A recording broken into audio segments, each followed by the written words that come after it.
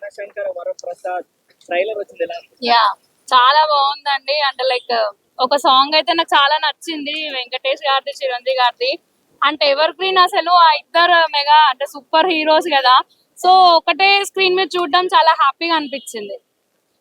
అదే సంక్రాంతికి కన్నుల పండగ అంటారు కదా, సో అది అనిపించింది. వెంకటేష్ గారు డామినేట్ చేసినట్టు ఏమన్నా చిరంజీవి గారు? లేదు, అలా ఏం అనిపించలేదు. అంటే ఈక్వల్ గా పర్ఫార్మ్ చేశారు. చిరంజీవి గారు ఏజ్ కి ఆయన అలా ఏం సంబంధం లేకుండా సూపర్ గా ఉంది అసలు. నయనతార గారు ఎలా?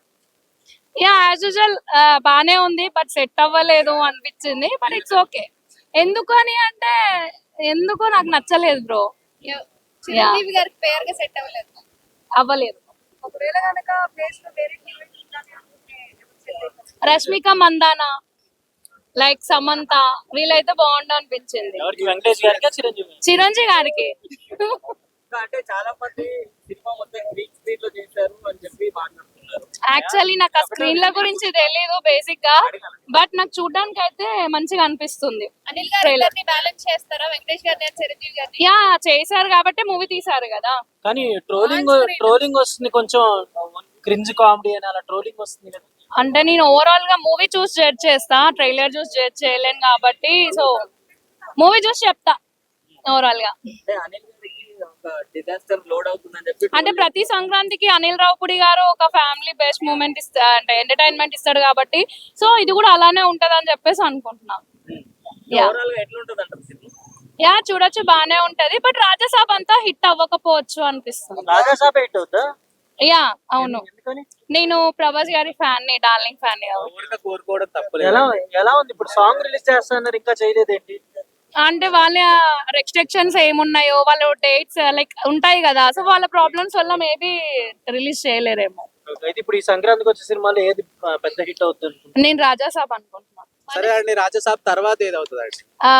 ఇదే వరశంకర ప్రసాద్ ఆ మూవీ అవుతుంది. ఈ నేమ్ పలకడానికి కూడా ఇబ్బంది పడుతున్నారు, ఎందుకంత పెద్దది అంటే చాలా దగ్గర 11 to 13 12 దాకా ఉన్నాయి కదా, సో అవి చాలా కొంచెం కష్టం అనిపిస్తుంది పలకడానికి. అనిల్ రావుపూడి ప్రతిసారి సాంగ్ రిలీజ్ చేస్తా ఉంటాడు, 20 seconds అన్నట్టుగా. ఆ సాంగ్ మీదనే ఈ సినిమాని కొట్టేస్తాడు అన్నట్టుగా. యా ఆల్రెడీ కొట్టేశాడు కదా. ఏంటి మన మీసాల పిల్ల, మీసాల పిల్లతోనే కొట్టేసిండు అనిల్ రావుపూడి.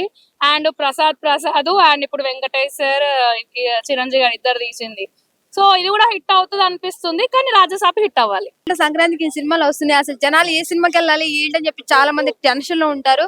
కానీ ఫస్ట్ థింగ్, అంత సినిమాలు అందరు హీరోలు కష్టపడడం వాళ్ళే, డైరెక్టర్లు కష్టపడ్డారు కాబట్టి దయచేసి ఎక్కువ ఇన్ని సినిమాల కన్నా ఎక్కువ ప్రభాస్ ఫ్యాన్స్ ఎక్కువ ఉన్నారు కాబట్టి మాక్సిమం రాజసాబ్ సినిమాకి వెళ్తారు అనుకుంటున్నా.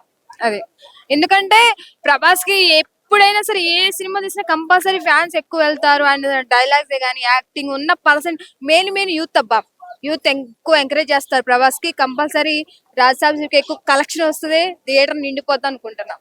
అంటే వరప్రసాద్ లో కూడా వెంకటేష్ కూడా నటిస్తుంటూ ఇద్దరు కలిసి నటిస్తారు, ఆ ఎఫెక్ట్ ఏమన్నా పడే అవకాశం లేదు? వెంకటేష్ అంటే ఇంకా కొంతమంది ఏమైనా ఫ్యామిలీ వెళ్తే వెళ్ళాల్సి వస్తానా, కానీ ఎక్కువ ఫస్ట్ డే ఒకవేళ ప్రభాస్ టికెట్ 1000 పెట్టినా సరే పండగ పూట కంపల్సరీ తిండి మానేసిన ప్రభాస్ సినిమాకి వెళ్తారు ఆ ఒక్కరోజు కంపల్సరీ. అట్లానే మాస్ మహారాజా రవితేజ కూడా అదే అన్న, రవితేజ కానీ వెంకటేష్ కానీ చిరంజీవి ఏ వచ్చినా సరే ఫస్ట్ కేటాయించేది మాత్రం యూత్ ప్రభాసానికి సినిమాకి వెళ్తారు పక్కాది. ఫస్ట్ థింగ్ ఏంటంటే దయచేసి అందరూ సినిమా హీరోలే డైరెక్ట్లే కష్టపడ్డ వాళ్ళు ఎవరైనా మాక్సిమం ఏంటంటే టికెట్లు ఎంత తక్కువనే ఇంకా తగ్గుతాయి కాబట్టి అందరు సినిమాకి వెళ్ళాలి. మనం ఇండస్ట్రీలో ఉంటాం కాబట్టి అందరి హీరోలను సపోర్ట్ చేయాలి. మెయిన్లీ అంటే ప్రభాస్ సినిమాకి ఎక్కువ వెళ్తాను, నేనే వెళ్తాను అంతే.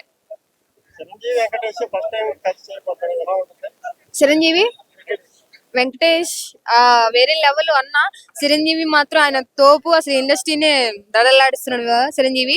వెంకటేష్ కూడా మంచి కామెడీ అని డాన్సర్ కాబట్టి ఓకే, కానీ ఏంటంటే వీళ్ళిద్దరు ఎంత కాంబినేషన్ వచ్చినా ప్రభాస్ మించింది ఏది లేదన్న. ప్రభాస్ సినిమా హిట్ అవుతుంది పక్క అంతే.